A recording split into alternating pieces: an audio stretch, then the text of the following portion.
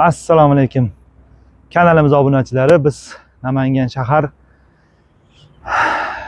50 kilovatli obyektimizni tugatdik. Shu haqida ozgina sizlarga ma'lumot bermoqchimiz. Xonadon egalarining rasxodlari ko'pligi uchun xonadon egalari 50 kilovatli quyosh panel stansiyasini qo'yishini so'raganida, bundan maqsad o'zlarining ham rasxodi katta ekan, ortgan qismini davlatga sotib foyda olishni ko'zlangan maqsad. Hozir biz Namangan shahridagi shu uy egalarining tomini 20 metr balandlikda turibmiz. Qo'yish jarayonlarida ozgina qiyinchiliklarga uchradik. Shuning uchun shuni video qilib chiqarmoqchi bo'ldik. Endi bu qo'yilgan panellarimiz, metal qismlarida ozgina ma'lumot berib o'taman. Bu quyosh panelimizda qo'yilgan quyosh panellarimiz ikki tomonlamali Jinko brendiga tegishli quyosh panellari. Metal qismlarimiz zanglamas Askinkovki metallardan, gayka boltlardan yig'ib qilingan.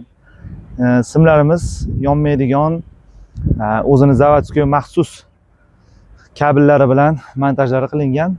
Hozir biz pastga tushib, sizlarga pastda invertor ishlayotgan holati, necha kilovat nagruzka ushlayapti, shu haqida ma'lumot beramiz.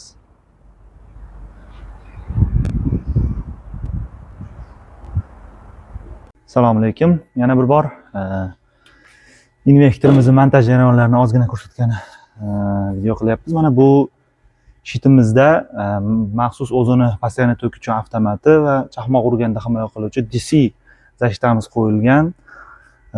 Bu DE invertorimiz hozir ish faoliyatida, rabochiy holatda turibdi. Soatimiz 4-5 oralig'ida. Mana hozir nagruzkamiz xudo xolasa 32 kilovat ko'rsatib turibdi, ishlab turibdi, ish faoliyatida. Bu selovoy shitimiz, shu yerdan счетчикka qarab chiqib ketadi. Tok sotilyapti hozir shu holatda. Ko'p klientlarimizdan talab bo'lgani uchun DEga qo'yib beryapmiz. DE invertoriga zavodimiz 5 yil garantiya beryapti. Ehtiyot buzilib qolsa, netib qolsa hamma zapchastlari bor.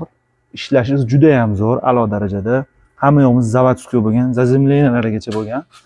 Va xolasa shunaqa xizmatlar bo'lsa, Vodiy Ideal elektrik jamoasiga murojaat qilamiz. Arzon va sifatli yetkazib qo'yib berishga kafolat beramiz. Rahmat.